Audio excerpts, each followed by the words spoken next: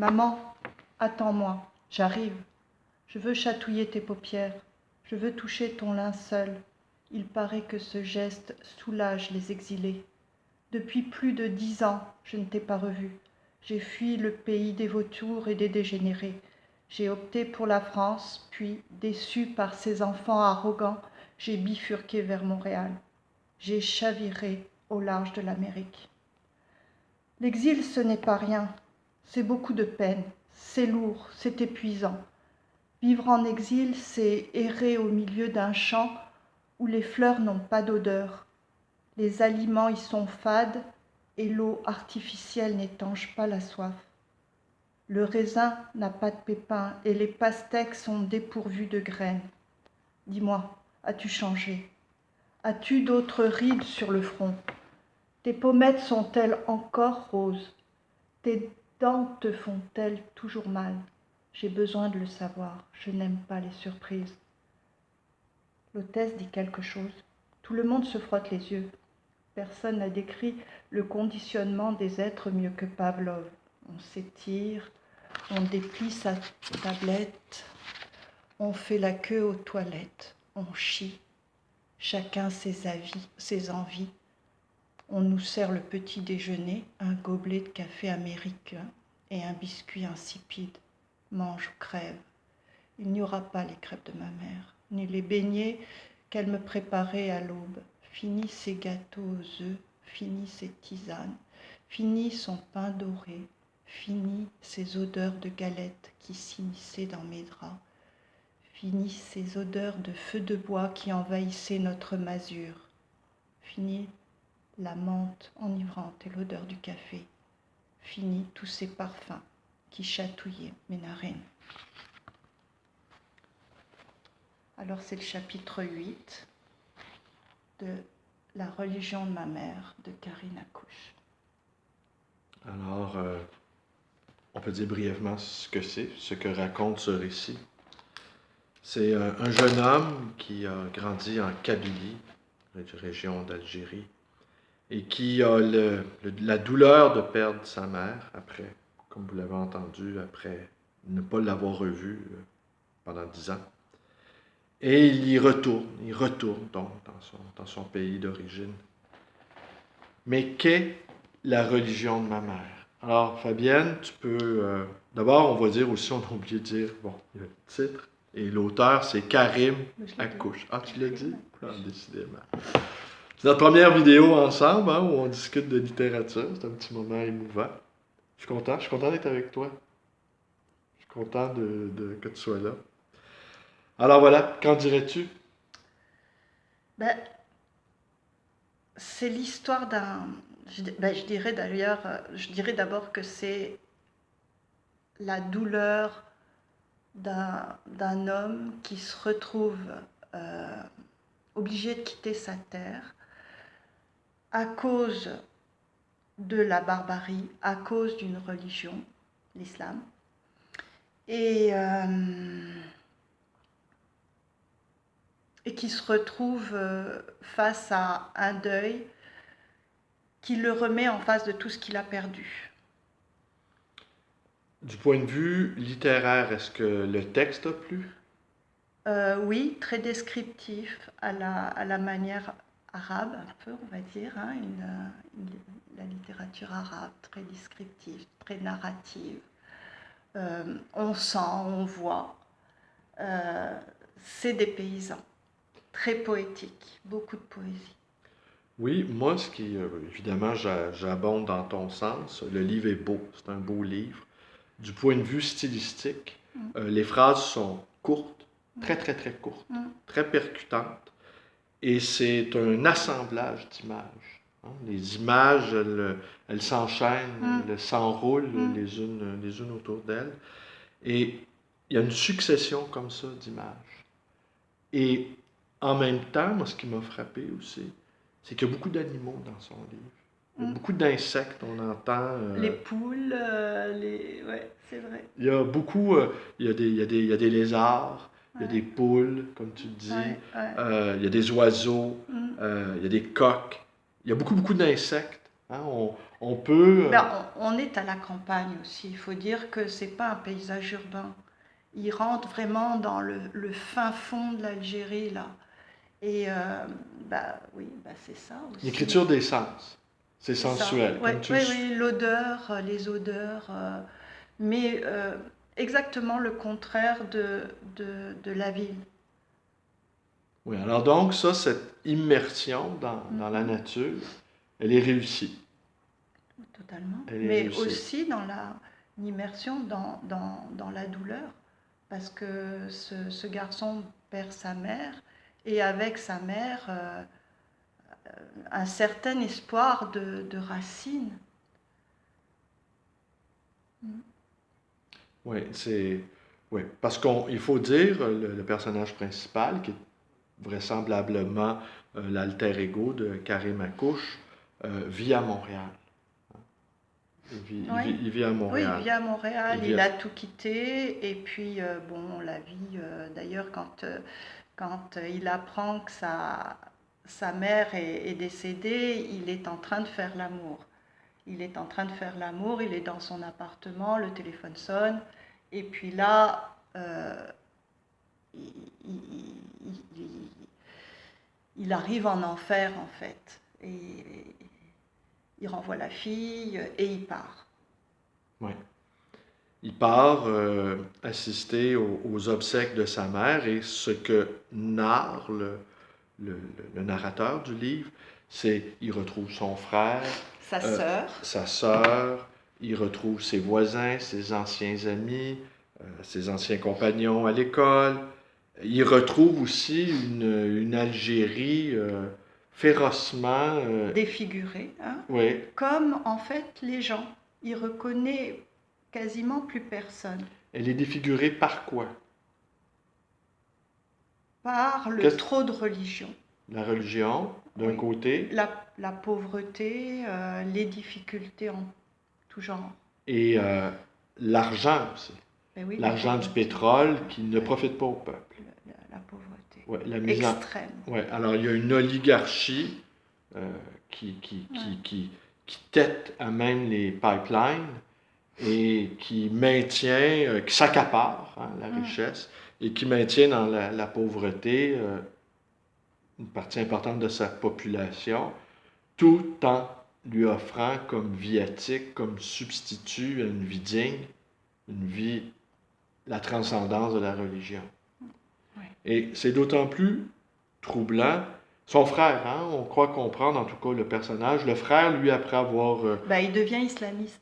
Le frère devient islamiste. Il prend parti pour... c'est la facilité, en fait. il devient islamiste après avoir été un voyou. Oui. Alors, du petit banditisme, Il passe à l'islamisme. ouais. Ouais. Et il trouve peut-être dans la religion la justification d'un certain nombre de mauvaises actions. Sûrement. Ben, souvent, on a pu le voir, on a pu le constater dans nos vies, avoir un discours religieux, quel qu'il soit, oblige à une éthique impeccable. Hein. Il vaut mieux. Oui, il vaut mieux. Et on va accorder davantage d'attention à la vie privée d'un individu qu'il a d'autant plus le mot de Dieu À la bouche. à la bouche Ouais. ou des valeurs. Ouais, c'est sûr. Parce que les mots valeurs, pour bien aussi, le mot valeur est comme une sorte de substitut au mot Dieu. Le livre nous a plu. Hein? Mhm. Incidemment, le livre nous a beaucoup plu. Moi, si tu permets, je vais nous lire un chapitre qui est un peu, je m'excuse de le dire, parce que toi, tu vas revenir sur l'exil. Hein? Je vais te laisser conclure sur l'exil, puis les raisons pourquoi le chapitre sur l'exil t'a tant touché. Moi, je vais parler de la religion. Hein? Parce que le titre, c'est La religion de ma mère. Ma mère aimait l'eau. Ma sœur à son bras, elle s'en allait très tôt à la fontaine. Elle remplissait une amphore. Elle en lavait les parois avec les feuilles capiteuses du lentisque. Quand j'ai eu 6 ans, elle m'a habillé d'un tablier, m'a sanglé un cartable aux épaules et m'a conduit à l'école. Au sortir de la maison, elle m'a aspergé d'eau bénite en balbutiant une formule incantatoire. Elle m'a dit Aman, Laman. Ah, mais je n'ai pas de lunettes là. Ah, Je bon, vais pas d'accord. t'aider. Et puis, bon, c'est de l'arabe phonétique, alors je vais reprendre.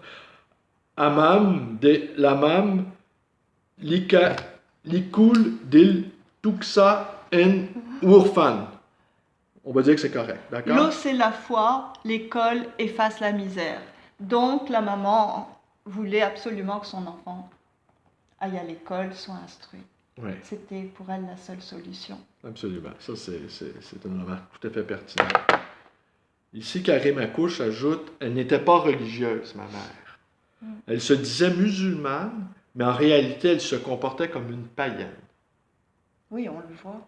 Elle avait l'habitude d'embrasser le tronc de l'olivier saint du village. On prétendait que s'y cachait un patron au pouvoir magique. Au pied du vieil arbre, elle allumait des bougies. Elle déposait des pots votifs, des beignets et des pièces de monnaie que nous chapardions la nuit. Ma mère priait Dieu avec ses gestes. C'est avec ces mots qu'elle célébrait l'esprit des ancêtres. Sa Mecque, c'était sa terre. Ses prophètes, c'étaient ses enfants. Je me rappelle ce qu'elle a répondu à mon frère lorsqu'il lui a fait remarquer qu'elle priait dans la direction opposée à la Mecque. Je prépare le couscous, je surveille la marmite. En me voyant m'initier à la prière, accroupi, mon front touchant le sol, elle a gloussé de ma naïveté. Va jouer avec tes copains. Dieu n'a inventé la prière que pour les croulants. C'est pour qu'ils leur tiennent leur ticket vers le paradis. J'ai plié le tapis et rangé le Coran. Si tous les Algériens avaient entendu le conseil de ma mère, ils auraient épargné à leur pays une décennie de sang et de folie. Je ne suis d'aucune religion. Je suis de la religion de ma mère. Tu pourrais nous dire un mot sur Karim Akouche? Tu le connais un peu. Oui. Qu'est-ce que tu nous dirais sur Karim Akouche? C'est un garçon que j'apprécie beaucoup. Je le trouve extrêmement courageux. Ce qui est en fait la fonction d'un écrivain, qui devrait l'être au moins, la qualité première d'un écrivain. Mais je ne crois pas que tout le monde ait le courage de Karim. Il se bat pour la liberté, en fait. Pour la liberté. Et c'est sûr que quand on pense à cette difficulté de l'exil, et puis peut-être aussi cette culpabilité d'avoir abandonné une terre, moi je comprends très bien l'énergie qu'il met à essayer de faire quelque chose en étant dehors pour améliorer le sort des siens, c'est-à-dire les Kabyles. Voilà. Oui, parce qu'on peut ajouter ici que les Kabyles sont victimes de persécutions en Algérie. Oui, oui. Et tu pourrais raconter également qu'il y a quelque temps, il est retourné en Algérie. Ben oui, tu peux le dire aussi, il est retourné en Algérie pour faire des conférences. Et en fait, il a été obligé de partir en catastrophe parce qu'il avait reçu des menaces de mort, je crois. Et donc voilà, ce qui montre effectivement le courage de Karim. Et je dirais même d'aller en France, il fait des conférences, il est allé faire des conférences un petit peu partout pour parler de son livre en France. Et évidemment, à chaque conférence, je pense qu'il se met en danger. Donc, c'est un écrivain, un poète courageux Oui, qui se bat non seulement pour défendre ce qui est intrinsèquement sa propre religion, c'est-à-dire une religion de liberté, la poésie. la poésie, la religion que Oui. sa mère lui a inculquée, hein. Une femme libre, une femme pauvre, une femme qui cédait en rien. Et au Québec, il est un militant aussi. Oui. Hein, il faut le dire. C'est un militant qui défend la laïcité. Oui. Parce que la laïcité, ce n'est pas une religion, contrairement à ce que les gens croient. C'est simplement un espace où La religion n'a pas à s'inviter. oui. un espace neutre, on pourrait un dire. espace neutre. Un espace neutre où chacun, Garde une certaine égalité. oui, où le jeu religieux Et banni. est suspendu. Suspendu. Est Ben oui, est on n'a pas. suspendu. Moi, je vais dire une chose et je vais te laisser le mot de la fin. Je vais vous montrer le livre à l'écran. Et Fabienne, elle est modeste, vous le savez. Moi, je le suis moins. Dans le couple, il en faut un qui est plus hableur, un peu... c'est normal, moi, je suis un entrepreneur culturel. Fabienne, c'est une artiste. Alors, la couverture, c'est de Fabienne. Et on voit, je l'approche. Ouais, Mais on ne le voit pas là. Oui, pardon, merci. Oui, voilà. Donc, la couverture, parce qu'on travaille sur nos deux écrans présentement. Alors, la couverture, elle est de Fabienne, l'approche encore plus. Et c'est l'édition française qui est parue aux éditions Écriture. L'édition québécoise, parue chez Michel Brûlé, eh bien, c'est une autre illustration. Alors, Karim Karim a choisi, c'est lui qui a choisi cette image, en fait, pour illustrer son livre. Et ça m'a fait d'autant plus plaisir que ce livre m'a fait prendre conscience que ma mère était née en Algérie. Ma mère est née en 1942, elle est née à Ain el-Turk, c'est une ville un petit peu balnéaire, on va dire, qui est à une quinzaine de kilomètres d'Oran, au bord de la mer. Et je me suis rendu compte qu'en fait, ma mère, qui parlait arabe, elle a parlé arabe jusqu'à l'âge de 5 ans, lorsqu'ils sont retournés en Europe. Ma mère nous avait élevés de manière assez orientale, je dois dire, avec des plats,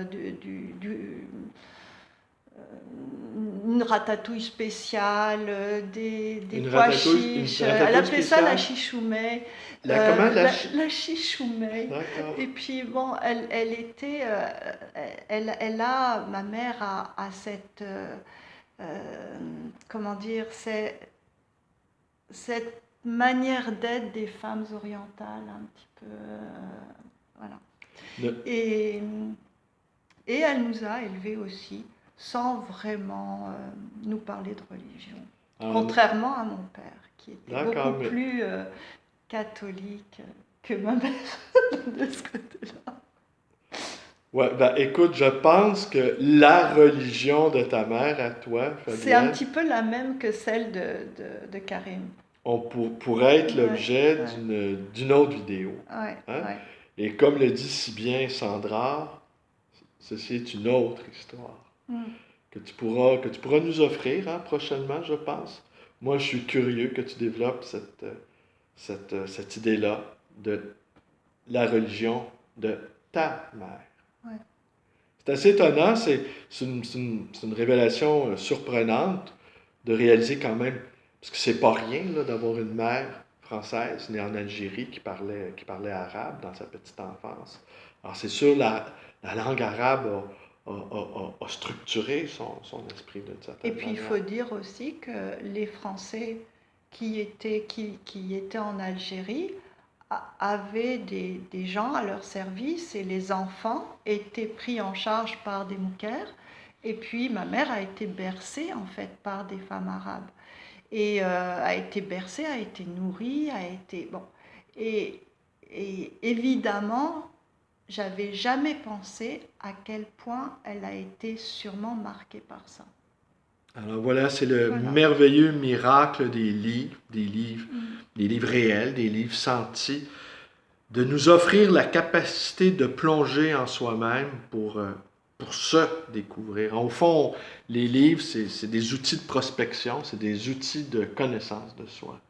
Et qu'un livre, ce livre-là, t'a permis de réfléchir à ta propre genèse. Alors je pense que là-dessus...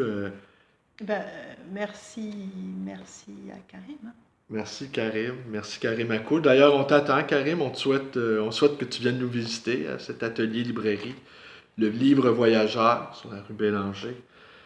Et qui jouxte, hein, qui n'est pas tellement loin de ce qu'on appelle le Petit Maghreb. Hein. Alors, je vous remercie d'être avec nous. Si nos vidéos vous plaisent, il y a la chaîne de Fabienne, qui est fraîchement augurée. Il faudrait y aller. Ouais, je vous invite, écoutez, Fabienne est modeste, moi je suis vendeur, je vous invite à vous abonner à la chaîne de Fabienne et vous pouvez également nous rencontrer, Fabienne et moi, en chair et en os dans cet atelier librairie, le livre voyageur, et vous voyez derrière nous, ce sont des œuvres de Fabienne Rock. Je vous remercie, portez-vous bien. Merci. Merci. Au revoir. Ben oui. Super. Une prise. Merci, Non. bonsoir. Bon, ben